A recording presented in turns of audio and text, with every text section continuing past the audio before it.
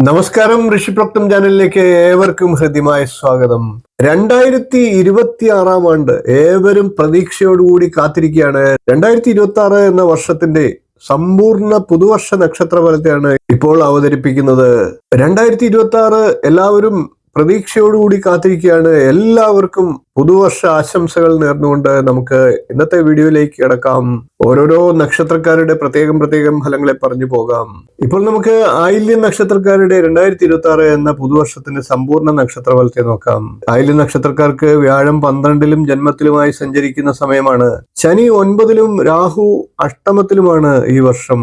സമ്മർദ്ദങ്ങൾക്കിടയിലൂടെ കാര്യവിജയം കരസ്ഥമാക്കേണ്ട വർഷമാണ്. പ്രതിലോമ ശക്തികൾ ഉള്ളിലും പുറത്തും ഉണ്ടായേക്കാം. അവയെ നിരാകരിക്കേണ്ടതാണ്. പ്രവാസികളായിട്ടുള്ള ആയില്യം നക്ഷത്രക്കാർക്ക് പ്രവാസം അവസാനിപ്പിക്കാൻ ആഗ്രഹങ്ങൾ വന്നേക്കാം. വീടുപണി മൂലമുണ്ടായ കടങ്ങൾ തീർക്കാൻ സാധിക്കാത്തത് വിഷമിപ്പിച്ചേക്കാം. വിദ്യാർത്ഥികളെ സംബന്ധിച്ച് സാങ്കേതിക വിദ്യാഭ്യാസം അല്പം ക്ലേശകരമായി തോന്നുന്ന വർഷമാണ്.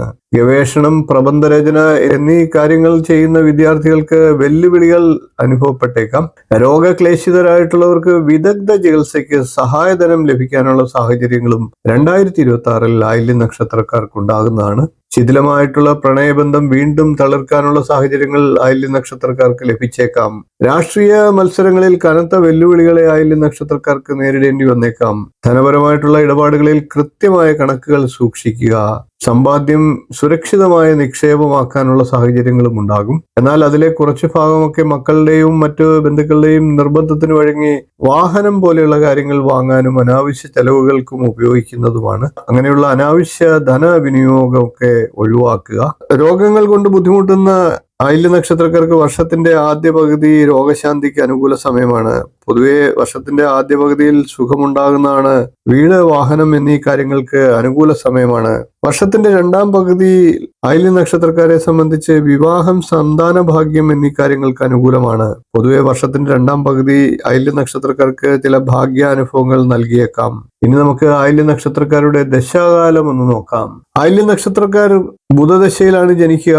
ഏകദേശം 10 വയസ്സ് വരെ ബുധദശ എന്ന് കണക്ക് കൂട്ടാം. അതിനുശേഷം ഏകദേശം 17 വയസ്സ് വരെ കേതുർദശ, 37 വയസ്സ് വരെ ശുക്രദശ, 43 വയസ്സ് വരെ സൂര്യദശ, 53 വയസ്സ് വരെ ചന്ദ്രദശ, ഏകദേശം 60 വയസ്സ് വരെ ചൊവ്വാദശ, അതിനുശേഷം ഏകദേശം 71 വയസ്സ് വരെ രാഹുദശ, ശേഷം വ്യാഴദശ. ഇപ്പോൾ കേതുർദശ, സൂര്യദശ, ചൊവ്വാദശ, വ്യാഴദശ എന്നീ ദശാകാലങ്ങൾ അനുഭവത്തിലുള്ളവർക്ക് ആയില്യം നക്ഷത്രക്കാരെ സംബന്ധിച്ച് കൂടുതൽ അനുകൂലമായിട്ടുള്ള വർഷമാണ് 2026. എല്ലാ ആയില്യം നക്ഷത്രക്കാർക്കും 2026 വളരെ നല്ലൊരു വർഷമാകട്ടെ എന്ന് ആശംസിക്കുന്നു. വീഡിയോ ഇഷ്ടപ്പെട്ടുവെങ്കിൽ ഒന്ന് ലൈക്ക് ചെയ്യുക, ഷെയർ ചെയ്യുക, ചാനൽ ഒന്ന് സബ്സ്ക്രൈബ് ചെയ്യുക, നിങ്ങളുടെ അഭിപ്രായം കമന്റായിട്ട് അറിയിക്കുക. ജ്യോതിഷം തുടങ്ങിയ എല്ലാ ഭാരതീയ ശാസ്ത്രങ്ങൾ സംബന്ധിച്ചുള്ള വിഷയങ്ങളുമായി നമുക്ക് വീണ്ടും കാണാം. നന്ദി, നമസ്കാരം, ശുഭദിനം.